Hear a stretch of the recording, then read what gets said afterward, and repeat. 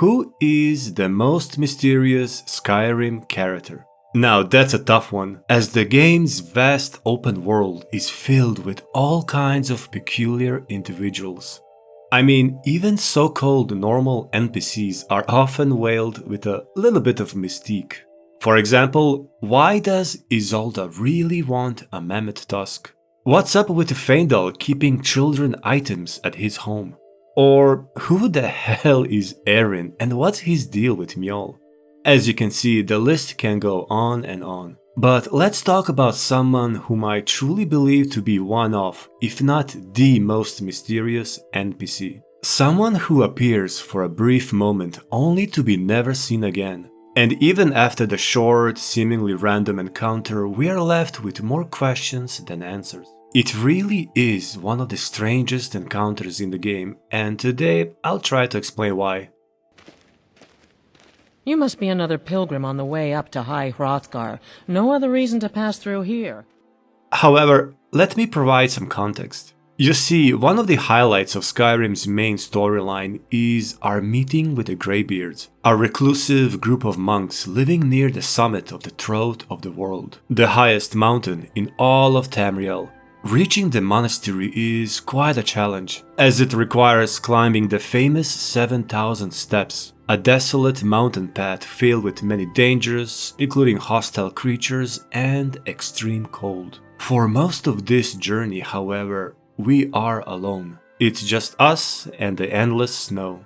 We do meet a Nord ranger, Barknar, early on, relatively close to Iverstead. And if we climb the steps during the Way of the Voice quest, there will be another character, Karita, found much higher up the path.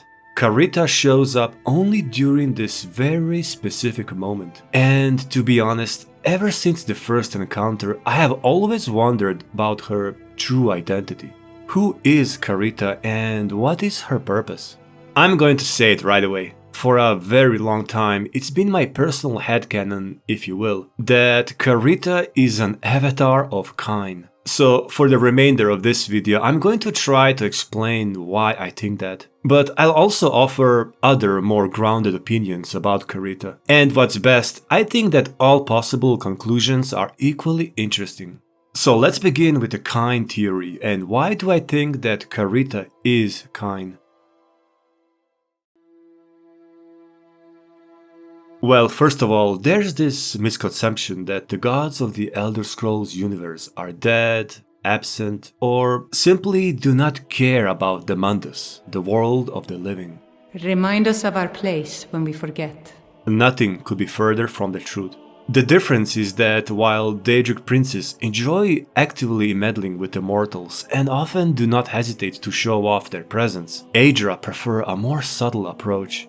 It's very similar to the ancient tales of gods disguising themselves as mere humans. Since we are in Skyrim, we can compare it to the Norse mythology and stories of Odin and other gods, who often posed as normal humans. Just in Morrowind, we have a chance of meeting at least 3 divine gods posing as regular people. And all 3 encounters are so random that it's very easy to overlook them. In fact, we find out about their true identity only after the encounter. Xanathar appears as a Redguard trader, John Hawker, captured by random bandits. Similarly, Mara also appears to be in danger, in the form of a Breton healer named Ama Nin.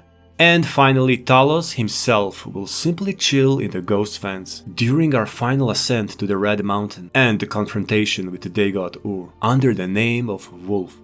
The thing is, it's very easy to miss him, as Wulf appears only during this scripted event, and he's posing as just some mere Legion veteran. We could simply decide not to enter the building in this particular moment, and we will never even know about him. The point is, divine gods can and will manifest on Tamriel, but will almost always appear as unassuming individuals, and in-game as low-level NPCs.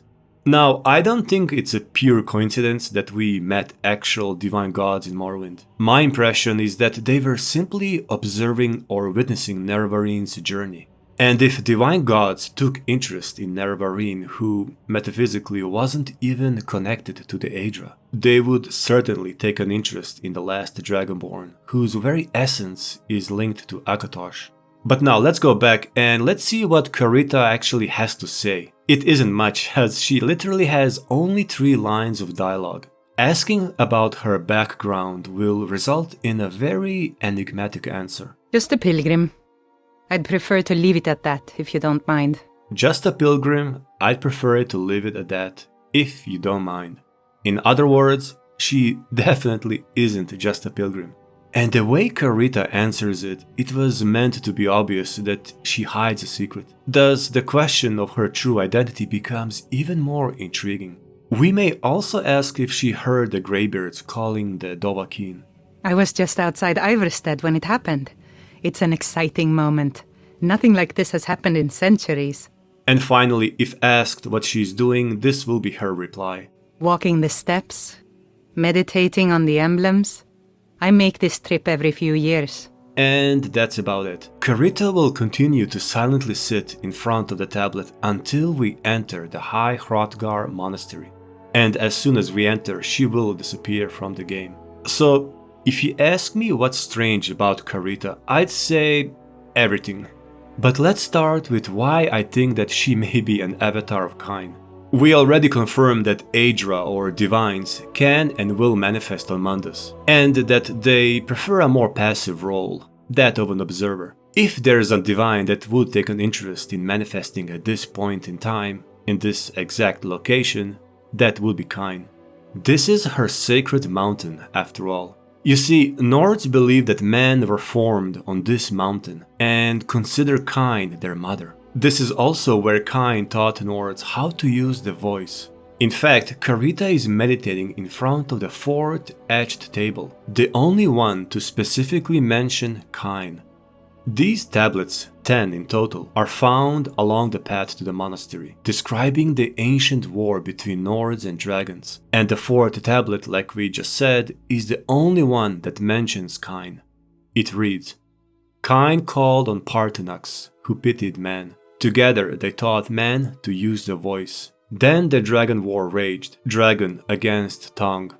So, in my opinion at least, there's a subtle meta moment etched into this scene. We have a last Dragonborn arriving to meet the Greybeards, there's a statue of Talos nearby, and if we accept the Kyne theory, the goddess herself is present as a silent witness to this cosmological event, witnessing a possible end of an entire cycle. Karita also belongs to a warrior class, and Kyne is a blessed warrior wife and a favored god of warriors. So it could be another subtle reference.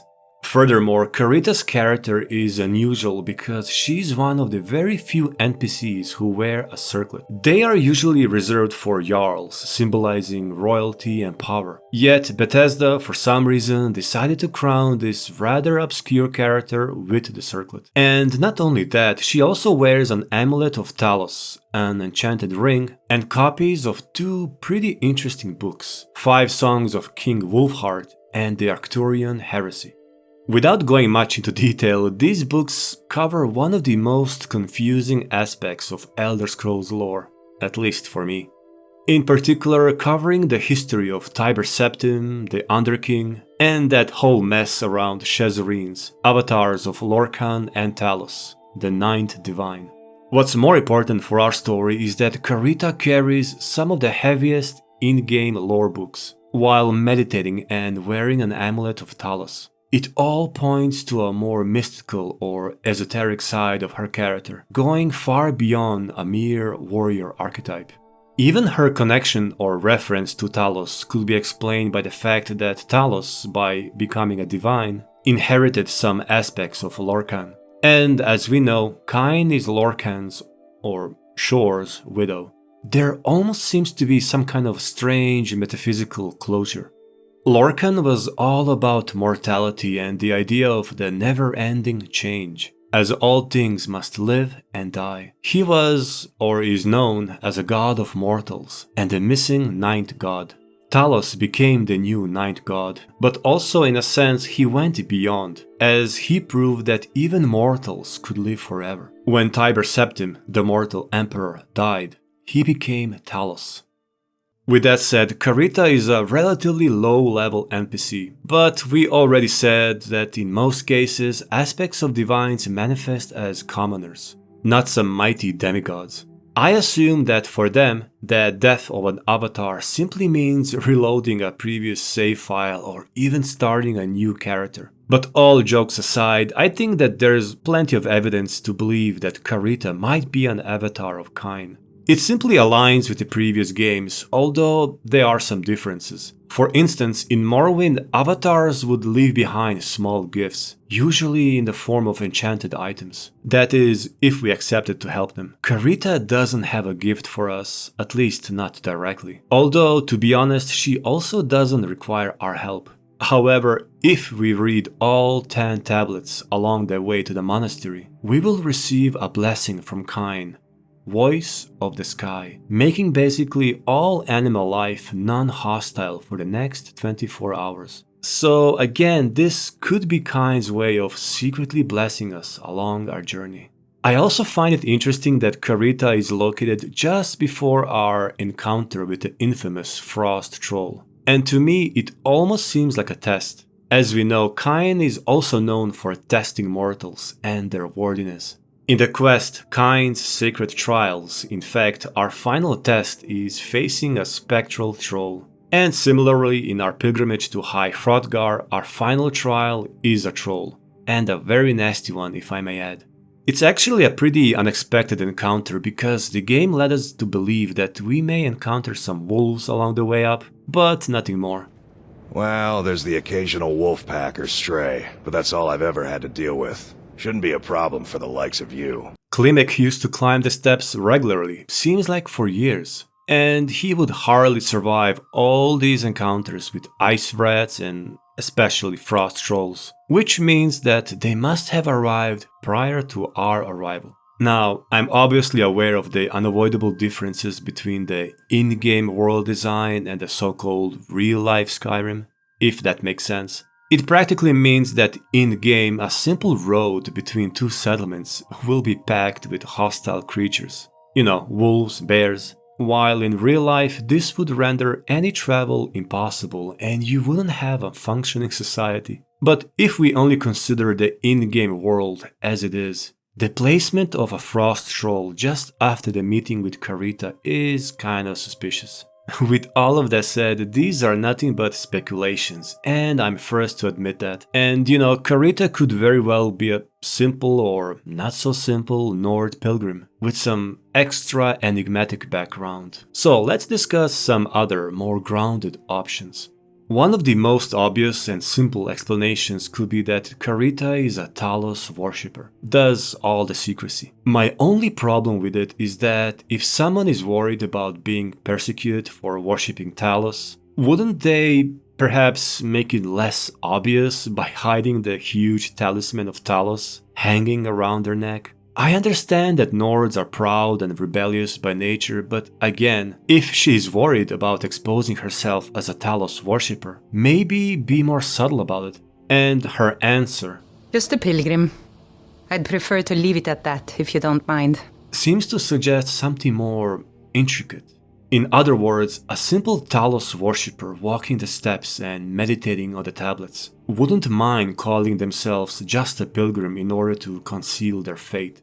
As far as we know, worship of Kyne isn't forbidden, so there's simply no need for the "let's leave it at that" part, unless there's an obvious implication of some greater secret.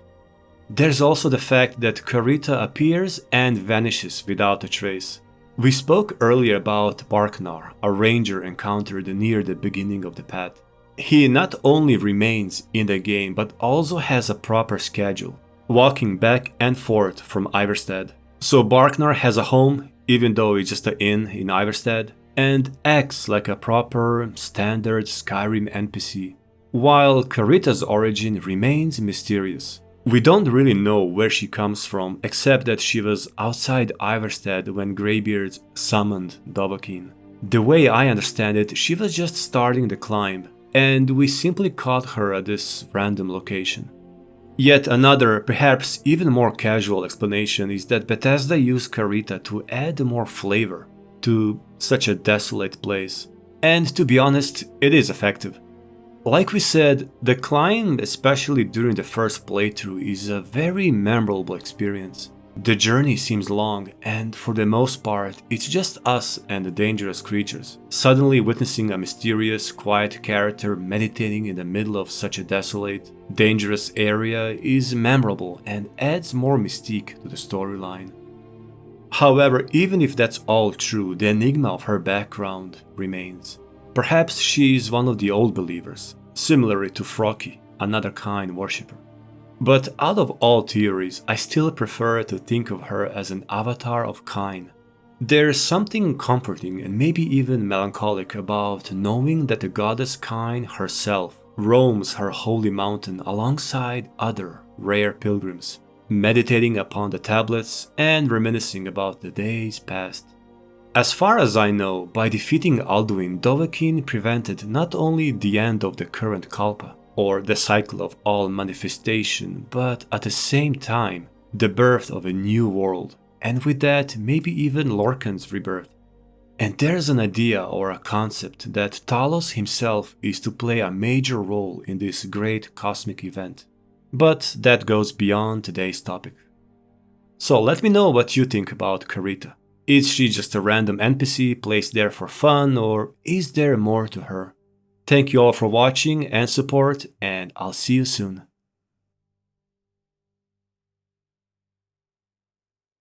Looks like that's it. Got to go. Tools, wares, and weapons, all for sale at fair prices.